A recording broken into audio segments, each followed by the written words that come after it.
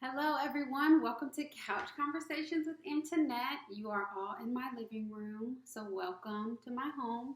I just wanted to share a few things. Just wanted to kind of go over a little bit about my role, just kind of what I do, how I can support, and then I'll be sure to wrap up with just some information and updates because we all love a good update.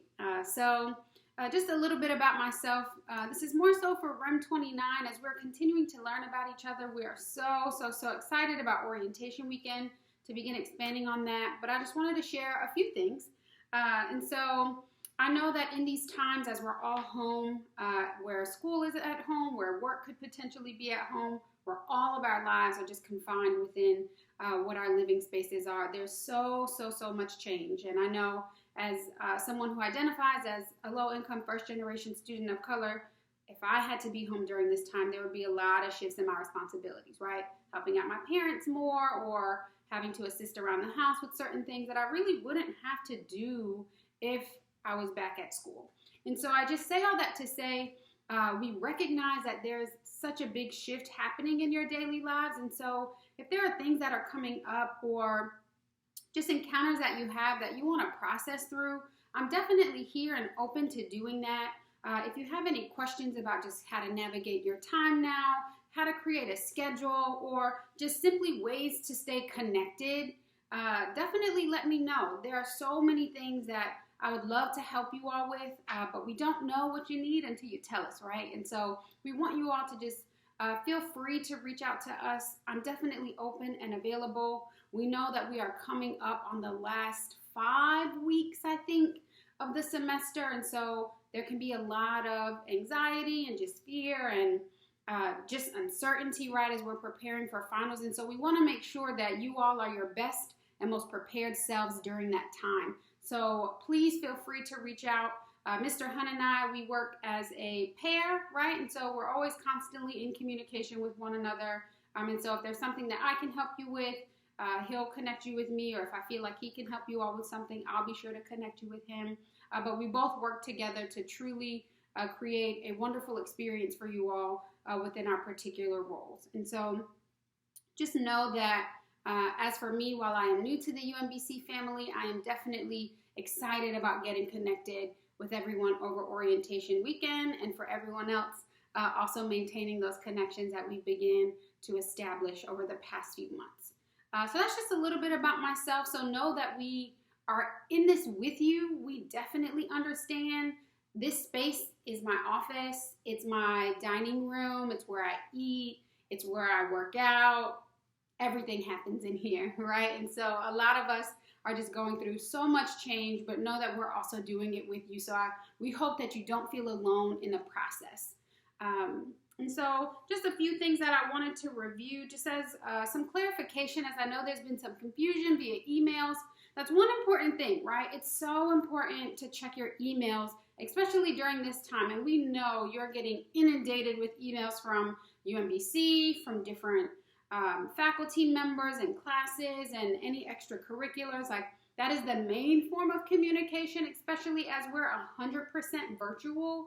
And so that just goes to say that email is very important. If you all have more creative ideas about what we could do, how we can share information with you all, we're totally open to that. So just let us know. Like I said, we're all kind of figuring this out, and this is the first time for a lot of things.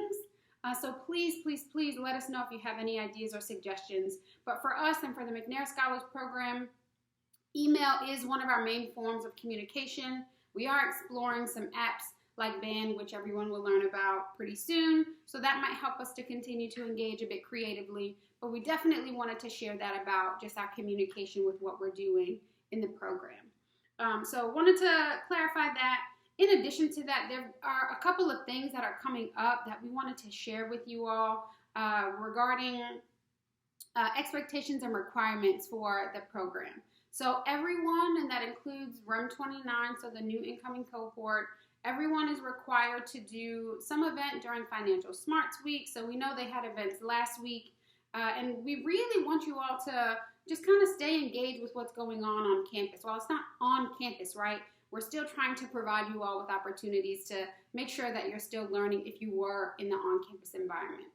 So Financial Smarts is just a financial literacy program. We want you all to be informed about what that looks like, especially as, many of us during this time in college may not have had a lot of experience or exposure to what it means to manage finances. If you have, that is wonderful. That is a great skill that I think everybody should start to learn early. I really, really love finances and educating people about finances. So if you have any questions, let me know. Budgeting is my jam. Like, I'm really, really passionate about students being educated on that topic. So I would love to talk with you all to help you all with that. But know that you have to attend one of those events in addition to also attending ERCAD. So everybody also has to attend ERCAD, which is coming up, I think, in about a week and a half, so like the 22nd or so, where some of your peers are presenting. So there are about 4 scholars who will be presenting during ERCAD, and we really would love for you all to support them. And so while it's going virtual, that means that you would have an opportunity to attend a session, whether it's a poster session or a presentation or whatever the setup may be, but we really want you all to get experience on what it looks like to present, right? What does a poster look like? We want you all to have that exposure so that when it's time for you to create your own and when you're having to develop the information that goes on it, you've already kind of seen some examples of what that looks like. So again, everything we do is honestly working to set you up for what you'll need to do in the future. So know that everything has a purpose, and if you feel like you don't really understand, well, why are we doing this? Please feel free to ask us because we would love to clarify. And if something is unclear, let us know because if you have the question, somebody else has the question. And so we want to make sure that we're all on the same page. And so I did want to take some time to clarify that everyone should be attending the Financial Smarts Week event in addition to ERCAD. And for everyone, you will be submitting a portfolio enhancement form. I believe Mr. Hunt had shared that with everyone. If you need more information about it, please ask us at our upcoming McNair Monday, which is happening today, and people will be presenting, so we're really excited about that. But for those 2 events, you do have to complete that form, and it doesn't count as the portfolio enhancement requirement for all of the current scholars outside of REM 29. So hopefully that makes sense to you. If not, let us know. But I'm so excited again just to continue to engage with you all in this format.